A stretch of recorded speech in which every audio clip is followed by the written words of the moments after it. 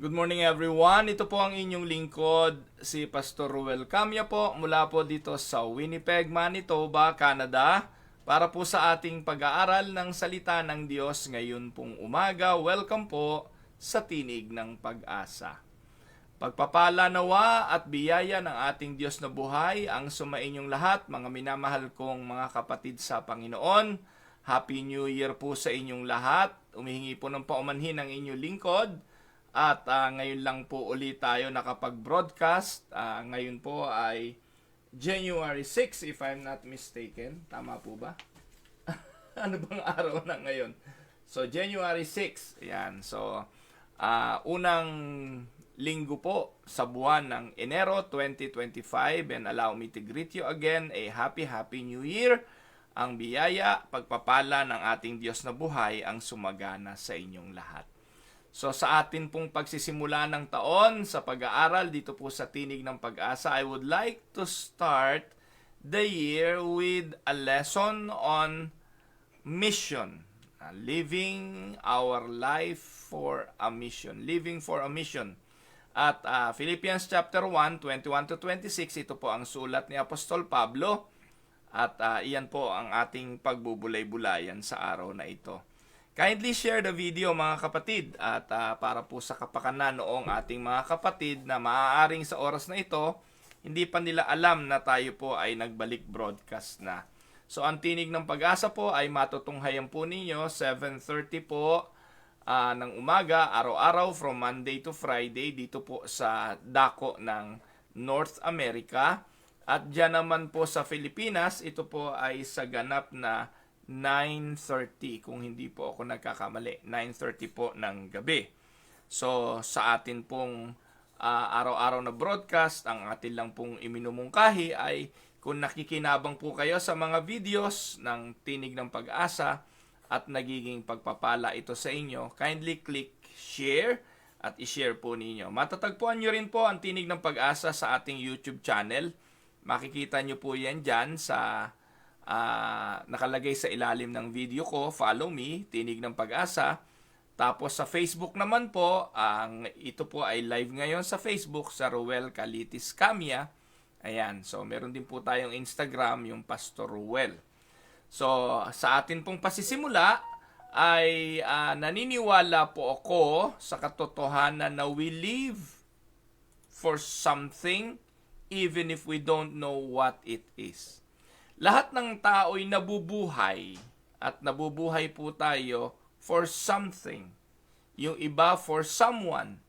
Even if we don't know what it is.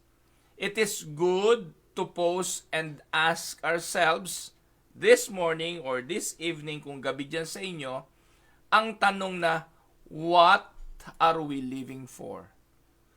Ano ba ang dahilan ba't ako nabubuhay? Ito po isang magandang katanungan sa pagsisimula ng taon. And as we start the year 2025, it is good for us to at least evaluate and ask ourselves this question. What am I living for? Or what am I living or are we living for? Some people live for money. We cannot deny that. Ang mundo'y umiikot dahil daw sa salapi. Kung anong meron ka, bunga ito ng binili at pagbili ng salapi. Kaya nga, siguro ang sabi ng Panginoon we cannot serve both God and money. Minsan napakababaw ng tingin natin doon parang napakasimpleng salita lang we cannot serve God and money. Pero hindi nyo po ba naiisip na ang pagkukumpara ng Panginoon ng paglilingkod sa Kanya at sa pera ay nangangahulugan ng lahat ng bagay sa buhay natin na nabibili ng pera. Hindi tayo makapaglilingkod sa pera sapagkat ang lahat ngayon ay nabibili na ng pera. Kaya nga kapag ikinumpara ng Diyos ang paglilingkod sa Kanya sa paglilingkod sa pera, parang ang tingin natin walang masyadong diin at walang masyadong depth ang ibig sabihin ng Panginoon, pero malalim po iyon. Sapagkat ang kakumpetensya ng Panginoon sa pagsamba ay hindi lang yung papel o yung bilog na coins kung hindi ang lahat ng pwedeng bilihin ng papel na ito at ng coins na ito. Yun ang kakumpetensya ng Diyos. And tell me mga kapatid, ano ba ang hindi nabibili ng pera ngayon? Nabibili nga ng pera ang integridad, nabibili ng pera ang dangal, nabibili ng pera ang halos lahat ng bagay sa mundo.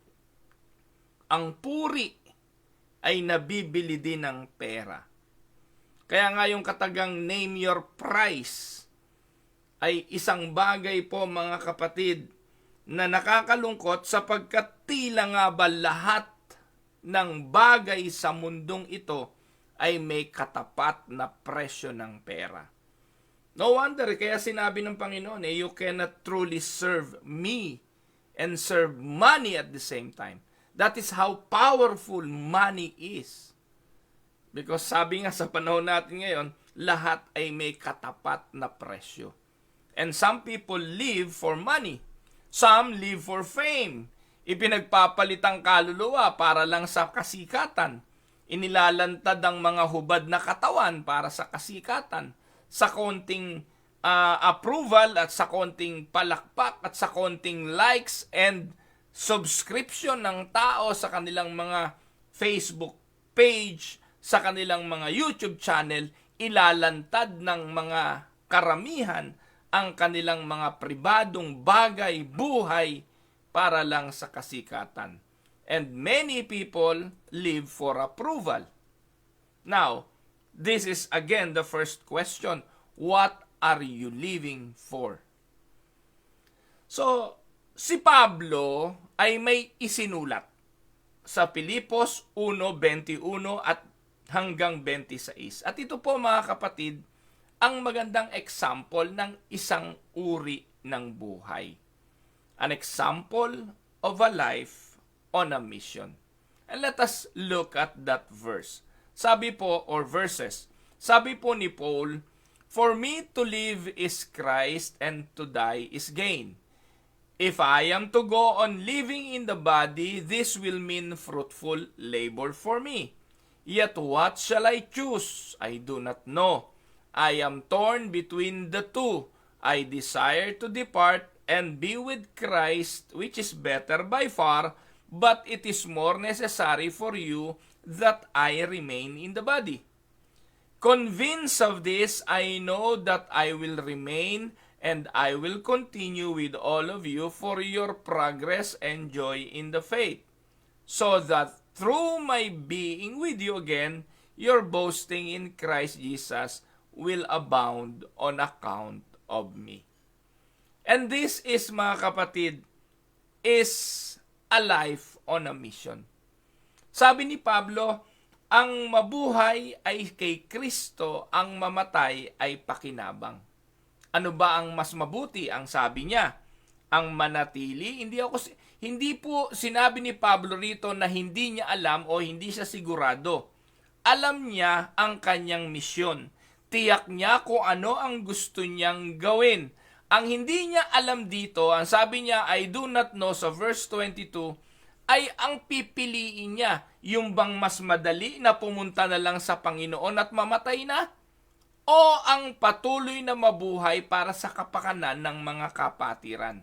So ito yung humahati sa atensyon ng ating apostol dito. So he was torn between the two, the desire to depart and be with Christ, and to stay alive and be alive for the sake of the believer of Christ. So, huwag niyo pong isipin na si Apostol Pablo rito ay isang buhay na walang katiyakan. No. He was so determined kung ano ang gusto niyang mangyari dito. Ang hindi niya lang tiyak dito, kung pipiliin niya yung mas madali o yung manatili sa buhay na ito para sa mga kapatid. Kung tayo po ang pipili niya, hindi natin pipiliin yung umalis agad. Hindi natin pipiliin yung pumunta agad sa Diyos. Para nga sa mga Kristiyano, kahit tiyak nila na sila'y pag namatay ay makakasama si Kristo, wala namang gustong umalis agad ngayon. Pag pinataas niyo ang kamay, kung sino agad ang gustong kunin ni Lord, wala namang magtataas. Because that is the primary reason we are so attached to this world. We are so attached to this world na kahit nahirap na tayo rito, ayaw nating umalis. Na kahit mahirap ang mundong ito, hindi natin gustong lisanin. Dahil ganun po talaga tayo kakonektado sa mundong ito. Pero si Pablo, ang sabi niya, kung mabubuhay ako para kay Kristo. Upang pag ako'y namatay, magiging kapakinabangan ang aking buhay. Alam niyo po, iyan ang example ng life on a mission. Pero gusto ko pong ipakita sa inyo, primarily, yung life on a mission will always be questioned. It will always be questioned. Kapag ikay namumuhay kay Kristo, laging nako-question yung buhay mo. Una, kukwestiyonin ng mga tao kung totoo ka ba. Kung authentic ba ang iyong mission. A life on a mission will always be questioned. At yung pong buhay na ito ay lagi pong mapapalagay doon sa scrutiny ng mundo. So kung meron po tayong isa pang example na tutunguhin dito maliban kay Apostol Pablo, wala pong iba kundi ang ating Panginoong Hesukristo.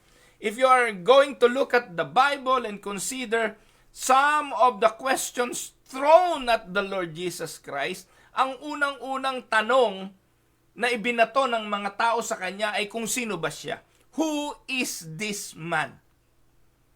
And that is a question of integrity, a question of authenticity, a question of who is this man, referring to the credibility of the man. Ang dami pong mga Bible references in regards to that. Luke 5:21 ang sabi, the Pharisees and the teachers of the law began thinking to themselves, who is this fellow? Who is this man? Who is this fellow who speaks blasphemy? Who is this man who can forgive sins? Nobody can forgive sins but God alone. So they were questioning Jesus. They were questioning the man. They were questioning the fellow who speak of forgiveness. Sapagkat para sa kanila, wala namang pwedeng magpatawad ng kasalanan kundi ang Diyos. Alam nyo, mabuti pa nga itong mga Pariseyo at itong mga teachers of the law kaysa sa mga paring Katoliko ngayon eh. Mabuti pa nga itong mga Pariseyong ito na nasa Luke 5:21. Naniniwala sila na only God can forgive sin. Pero yung mga paring Katoliko ngayon, they believe that the Pope can forgive sin. That the Pope can grant forgiveness of sin. Kaya nga po yung indulgence, kaya nga po ang Roma nakapagbebenta sila ng indulgence. At ngayon po, mayroong mga bagong nilabas na article ang Roman Catholic Church. Binago na nila yung indulgence. Hindi na po yung, anyway, kayo na po mag-research on how the Roman Catholic grant forgiveness of sins. And the Pope and the priest can grant that. Magsisi ka ng kasalanan, mangumpisal ka sa pare, bibigyan ka ng ilang utos na manalangin ng Aba Ginoong Maria at ng Ama namin at pinatawad na ang iyong kasalanan. But these Pharisees and teachers of the law, they believe that only God can forgive sins. Pero ginawa ni Jesus ito, kaya kino-question nila ang ating Panginoong Hesukristo. Tayo, hindi na natin yun usapin. Hindi na po question sa atin ang bagay na yon kasi alam natin si Jesus ay Diyos na nagkatawang tao, kaya may karapatan siyang magpatawad ng kasalanan. But he was questioned for doing so. Who is this man? Sa Luke 7:49, the other guests began to say among themselves, who is this who even forgives sins? Hindi na po ito mga Pariseo, hindi na po ito teachers of the law, ito po yung mga bisita, mga tao na nandun sa handaang yan. Even the people questioned the Lord Jesus kung bakit siya nagpapatawad ng kasalanan. Yung mga bagay na ginagawa niya ay nagiging argumento at katanungan para sa iba. Pero mga kapatid, it is but normal na questionin ng mga Pharisees, ng teachers of the law, and even the guest kung sino si Jesus. Pero ironic kung ang ku-question sa kanya ay ang mga taong nakasama niya ng matagal. Sino? Ang mga alagad. The disciples were amazed and they asked, "Who is this man?" Do you remember this incident? Ito po yung doon sa bangka, sila ay nakasakay sa bangka, tapos si Jesus natutulog. Ngayon, noong bumagyo, ang Panginoon, ginising nila, at ang ginawa ng Panginoon, sinaway niya yung hangin, sinaway niya yung alon, at nung nangyari po yun, ano sabi ng mga alagad? Sino siya? Can you imagine that? They have been with Jesus for quite some times. They have been with Jesus, following Him on every occasion, at sa mga pagtuturo, ibinilin, sinabi, at itinuro na ng Panginoon ang mga aral kung sino siya, and yet, sa oras na ito, ang tanong nila ay, "Who is this man?" And they ask, even the winds and the waves obey Him. So, mga minamahal na mga kapatid, after a wave of early popularity, the nation has now or is now divided. Pagkatapos ng wave ng popularidad ng Panginoong Hesukristo, nahati ang mga tao na mga nakikinig sa Kanya. Marami ang nagtatanong, sino ba ang taong ito? Pero marami ang naniniwala kung sino siya. Marami po ang sumunod sa Kanya dahil nasaksihan nila kung anong mga himala ang ginagawa ng Panginoon, to the point na natutugunan ng Panginoon ang pangangailangang pisikal ng mga tao. At sabay, sa pagdami ng kanyang mga followers, ng mga taong sumusunod, sabay din ang pag-ingay ng oposisyon. And the opposition beginning to get mad at Him, at naging nakakabingi ang ingay ng kanilang mga pag-alipusta sa Panginoon. And Jesus, knowing all this, knowing that it would be a pathway, a road to His coming death, tinipon niya ang kanyang mga alagad. At tinipon niya ang mga ito to a quiet place to draw out from them a deeper commitment na nais niyang ibigay ng mga ito. At ito po yung pangalawang punto, a life on a mission like the Lord Jesus will be questioned. Ganon din kay Apostol Pablo. In fact, nung isinulat niya po yung Filipos, he was in jail, sa Philippians. Naalala niyo po ba yung kwento dun sa Philippian jailer? Kung saan sila si Paul at si Silas ay nakatakas. So doon niya po binanggit yung katagang, "For me to live is Christ and to die is gain."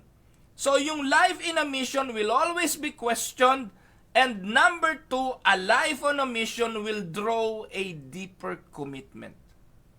So if your life is on a mission, kailangan po dito ay isang malalim na commitment.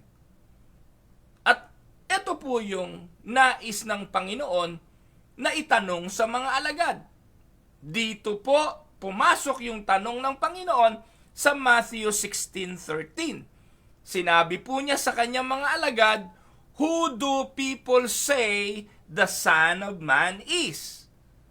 Yan po yung isa sa famous question of the Lord Jesus to His disciples.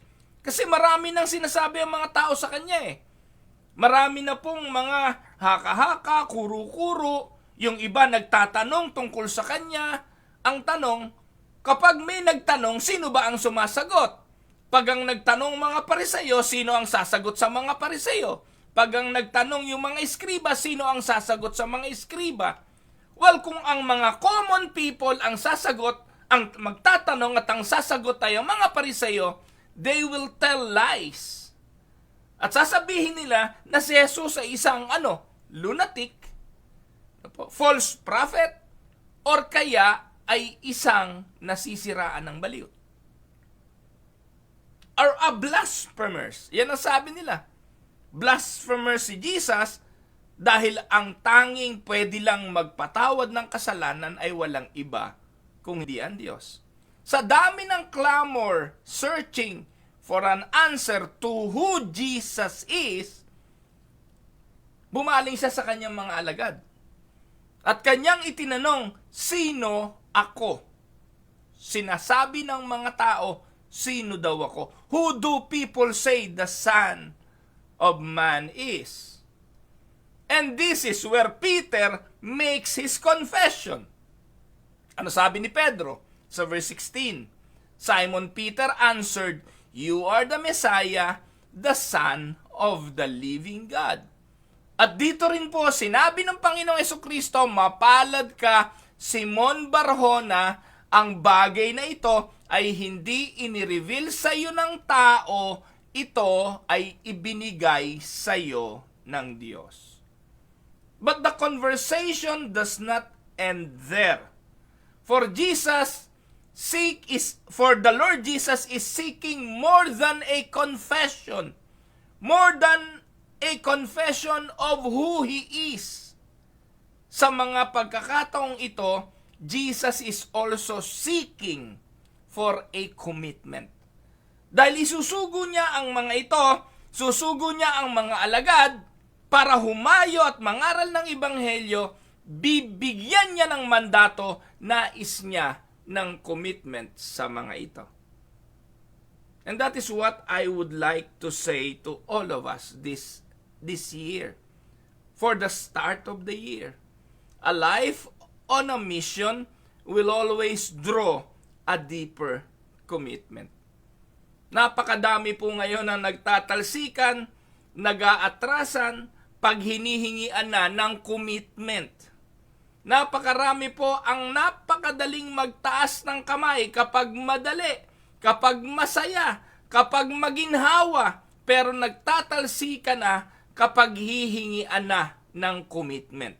And this is how Jesus puts the issue in Mark chapter 8, 34 to 36. Ano po ang sabi ng Panginoon? Then He called the crowd to Him along with His disciples. Take note, Jesus called the crowd and the disciples, and Jesus said to them, whoever wants to be my disciple must deny themselves, take up their cross, and follow me. For whoever wants to save their life will lose it, but whoever loses their life for me and for the gospel will save it. What good is it for someone to gain the world, yet forfeit their soul? Take a careful look at the verses. The New International Translation uses the word life twice and the word soul twice. Ano po? Sa Greek po, those are not different words. The Greek word na ginamit dyan ay psyche or psyche, from which we get the English word psychology. Sometimes it refers to the immaterial part of man, the soul, as opposed to the body.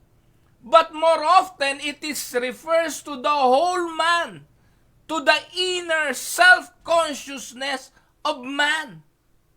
The psyche is the real you. No? The psyche is us, me and you. As much as I don't want to use the word psyche, no? Pero ang ginamit po dyan ay soul and life. Ano mapapala ng tao kung makamit niya man ang buong sanlibutan, pero mapapahamak naman yung kanyang soul. Or mapapahamak naman yung kanyang life. Ano po? Tandaan po ninyo mga kapatid, ang Panginoong Yesus ay hindi nagpaparami ng tagasunod. Ang ating Panginoong Jesucristo ay hindi naghahangad ng maraming followers. Ang hinahanap niya ay yung mga pinili niya na alam niyang magbibigay ng commitment ng buhay para sa Kanya. And take note of this, our commitment will show the authenticity of our mission, and it will show the authenticity that we are called by God. Amen? Kaya, a life on a mission will seek commitment. Amen po ba mga kapatid? Now, the question is, was Jesus a failure? A life on a mission, third, will be seen as an example. Ang tanong, si Jesus ba failure? The life of Jesus is the best answer to that question. Consider the fact of Jesus' career. Kung ang pag-uusapan natin ay ang career ng Panginoong Jesucristo, kumusta ba? Una, He was born in a stable in a small village. Unbecoming for somebody na gustong umunlad, umasenso, magtagumpay sa kanyang karir. Hindi po siya ipinanganak sa village. Hindi siya ipinanganak sa isang magandang subdivision. He never went to college. He never went for a formal school. Nor did he have any professional training. Hindi siya life coach. Hindi siya katulad nung iba na katakot-takot ang degree. He never had a bank account. Hindi katulad ng mga preacher ngayon. May GCash. No? Na para ba yung mga pastor ngayon, no? Konting preach, GCash. No? Yung ibang mga pastor ngayon, pinapakalanda ka pa. Nakalagay pa nga sa kanilang mga social media account, GCash. No? He never had a bank account. He owned no property except the clothes on his back. He never held public office. He never wrote a book, kagaya ni Joel Osteen, ng mga sikat na mga preacher ng panahon ngayon na pinagkakakitaan ay mga libro. He never had those things. Ano pa? He never had a wife or a children. His closest friends were blue-collar workers. Hindi po siya dikit doon sa mga milyonaryo, hindi po siya dikit doon sa mga mayayaman. Ang kahalubilo po niya, mga blue-collar workers. He felt at home among the outcasts of the society. His ministry consisted of preaching in the countryside, teaching in the synagogues, answering difficult questions, healing the sick, and casting out demons. His opponents openly accused him of consorting with the devil. Along the way, he made many powerful enemies by exposing corruption in high places. And finally, his adversaries captured him, tried him in a kangaroo court. Ano yung kangaroo court? Yan po yung mga korteng pinalundag-lundag, minadali na paglilitis upang siya ay maipapako sa krus. To be perfectly honest, mga kapatid, by most modern standards, we would consider the life of the Lord Jesus and His career a failure.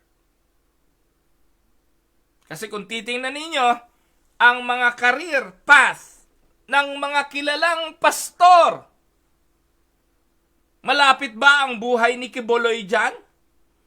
Malapit ba ang buhay ni Eddie Villanueva dyan? Malapit ba ang buhay ni Joel Osteen dyan? Malapit ba ang buhay ni Kenneth Copeland, ni Benny Hinn, o ni Pastor Camia? Kasi kung tayo po ang tatanungin, we don't want that career path. Kung tayo po ang tatanungin, kayong mga pastor na nakikinig sa atin, gusto natin magandang platform.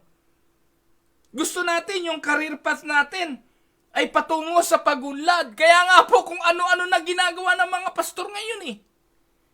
Kaya nga po nagpapakadalubhasa ang mga pastor ngayon sa pagiging komedyante, sa pagiging clowns, sa pagiging katawa-tawa para lang makakuha ng mataas na plataforma. Sumikat.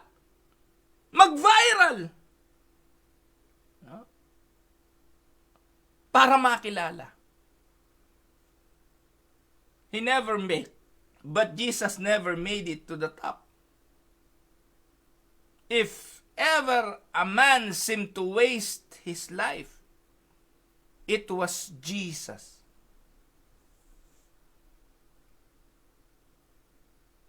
Ang tanong, malapit ba ang buhay ng mga sikat na pastor ngayon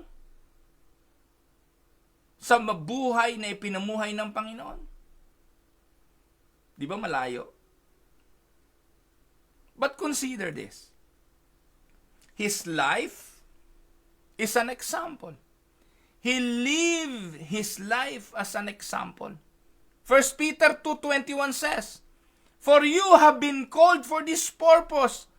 Christ also suffered for you, leaving you an example so that you would follow in His steps." Kaya pala ang Panginoong Hesukristo namuhay ng ganyan para sa isundan.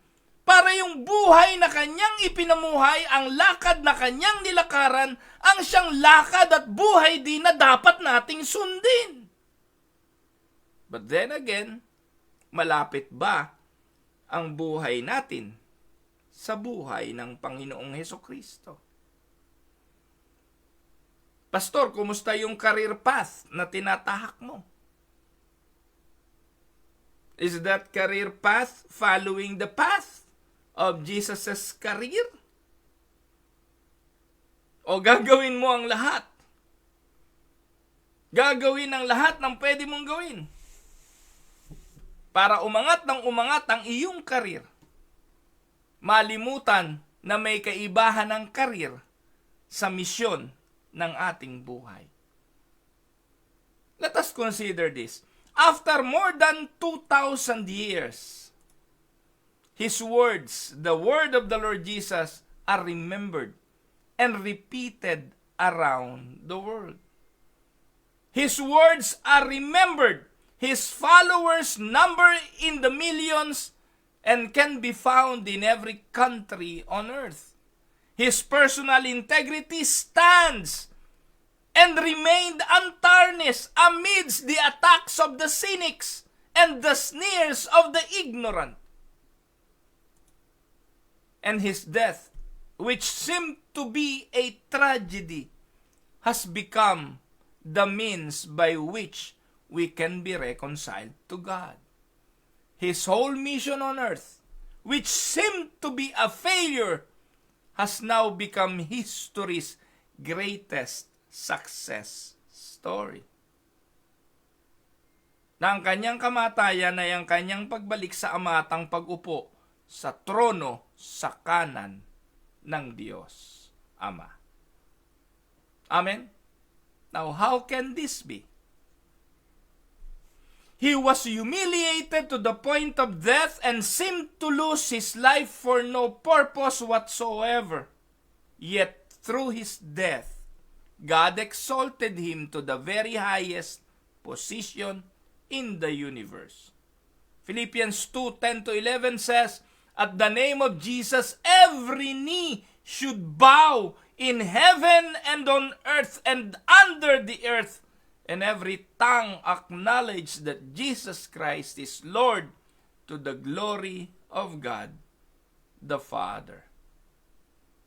And Jesus made clear why he did what he did when he said, John 12:24, "Very truly I tell you, unless a kernel of wheat falls to the ground and dies, it remains only a single seed. But if it dies, it produces many seeds. Out of one seed comes forth a vast harvest. But that the seed must die in order to bring forth fruit. As long as the seed saves its life, it will remain alone. But when it loses its life, it brings forth harvest.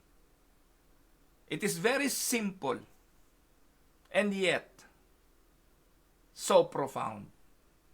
Ang sabi po ng Biblia, if you want to save your life in the end you lose it.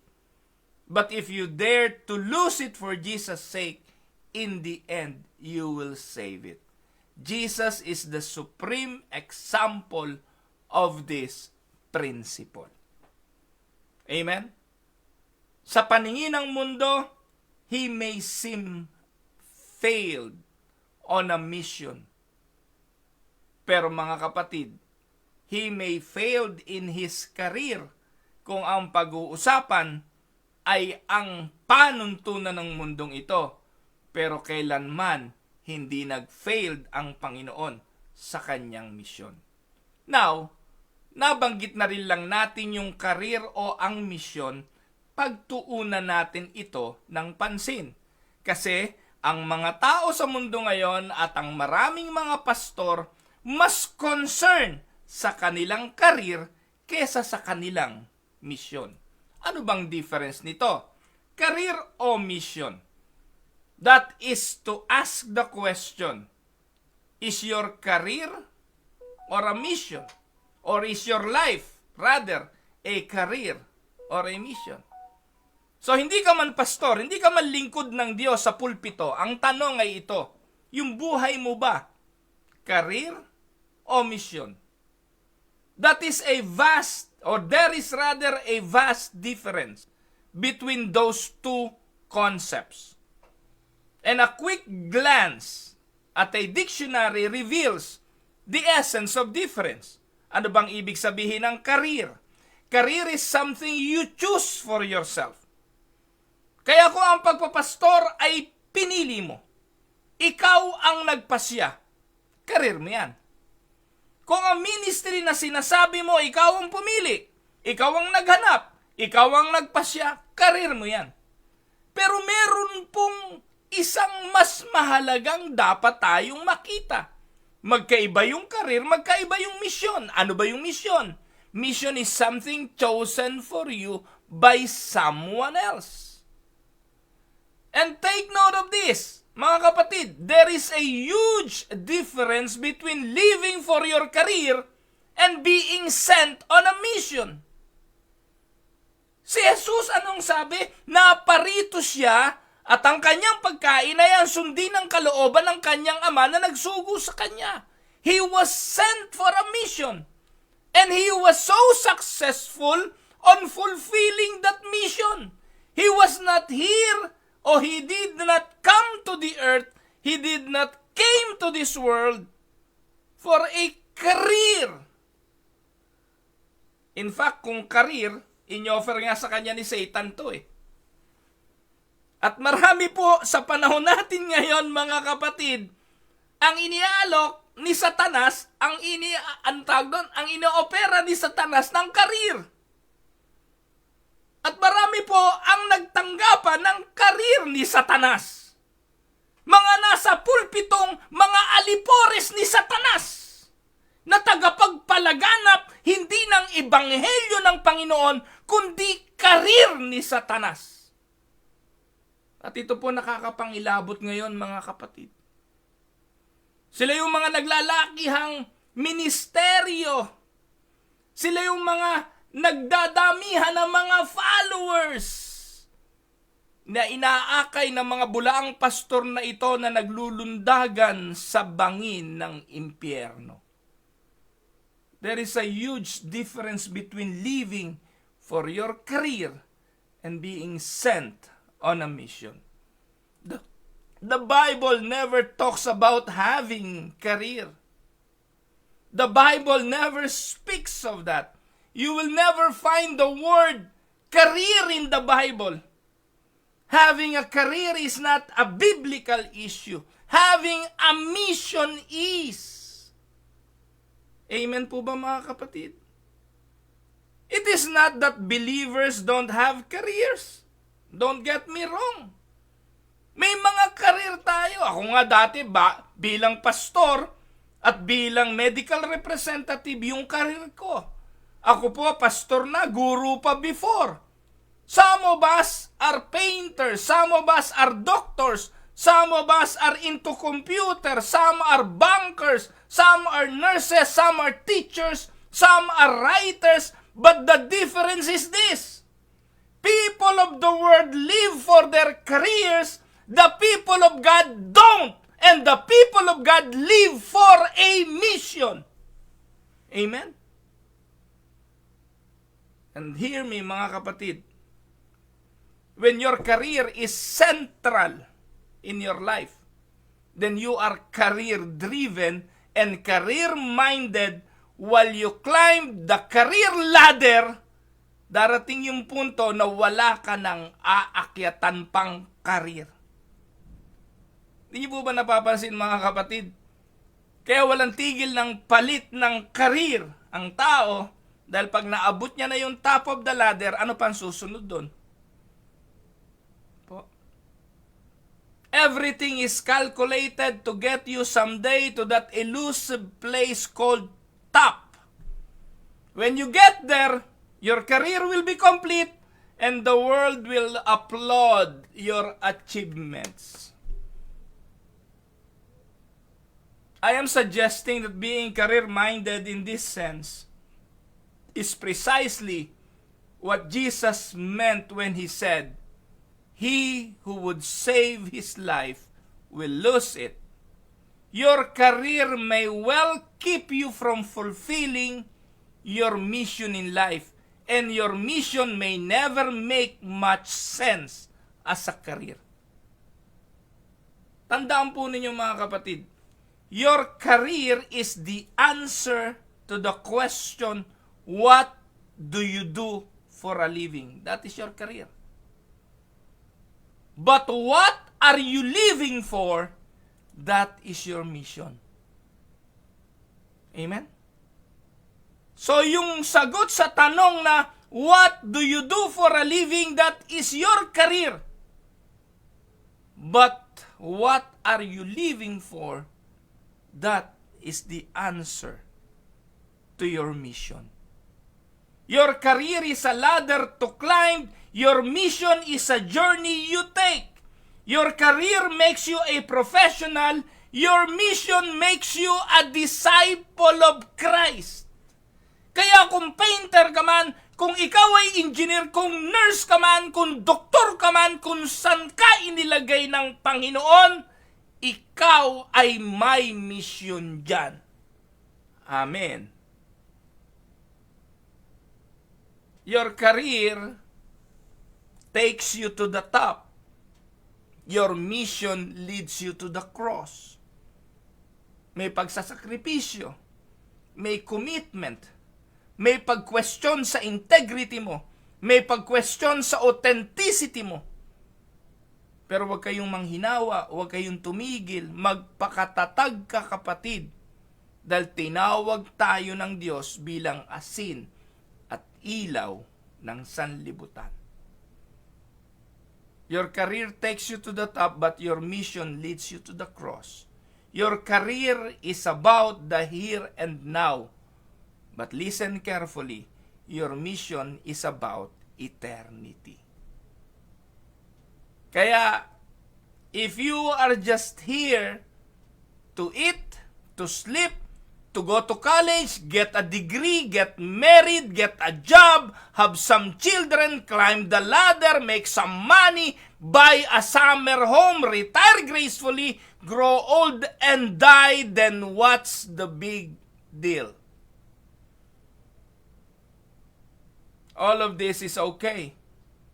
But if that's all there is to life, then you are no different from the pagans who don't even believe in God. Mga kapatid, it is nice to have a career. It is far better to be on a mission for God. Sa pagsisimula ng 2025, magandang tanong, magandang pagbubulay-bulay, magandang simula. Am I living for a career? Or my life is on a mission? Take note that life is not a dress rehearsal. We only have one life. Wala nang repeat nito. Wala nang replay nito. Isa lang ito. Walang action. Ano po? Hindi po ito, mga kapatid, katulad ng pelikula na idinedirekta na kung saan sasabihin take action. Na kung magkamali, sasabihin ng director, cut, repeat, and let us take another take. Walang ganon. There is no dress rehearsal in life. We only have one life. Naalala ko po ang kwento tungkol sa isang Canadian na ang pangalan ay Robert Joffrey. He came from a wealthy family. In fact, tagapagmana po siya ng isang large newspaper fortune sa Toronto. When he was a young man, he learned the Chinese language and he wants to go to a mission sa China.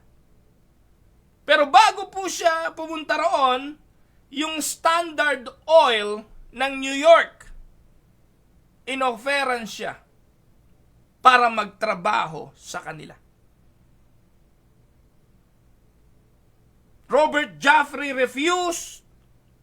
So ang ginawa ng Standard Oil, dinoble ang kanilang offer para lang makuha nila na kanilang trabahador, itong si Robert Joffrey. But then again, he refused for the second time. And they cabled him the message. Ang sabi po doon sa cable, Robert Joffrey, at any cost, name your price. And Robert Joffrey cabled back.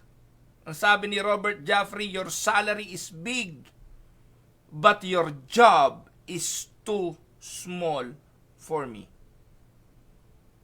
He went to a mission work. He goes to China and spent 35 years as a missionary there, and he helped translate the Bible into Cantonese.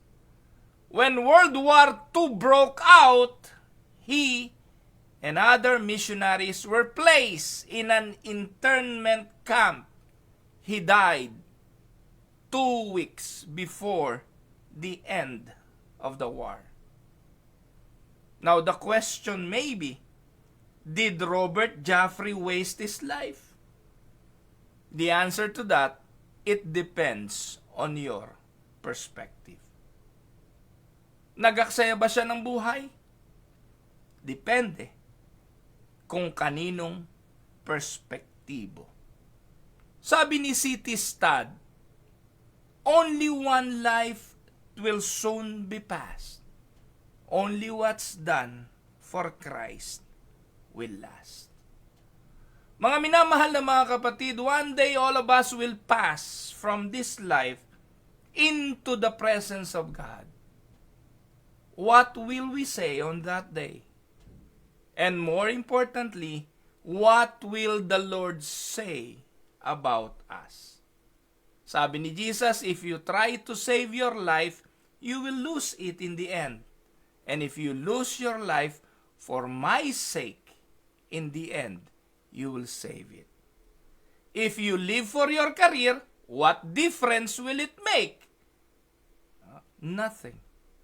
But if you spend your life in the service of the kingdom, the road may not be easy, but 10,000 years from now, you won't regret your decision. Again, life is not a dress rehearsal. no cut, no other, ang tag doon, wala na pong another take. We only get one chance to do whatever we are going to do on this planet soon enough, sooner than we think. One moment or another moment, there will be no other chance, and the time is up. Now the question is, do you have a career or are you on a mission? The answer to that question makes all the difference in the world. Sa pagsisimula ng taong ito, itanong natin, am I working for my career or am I on a mission?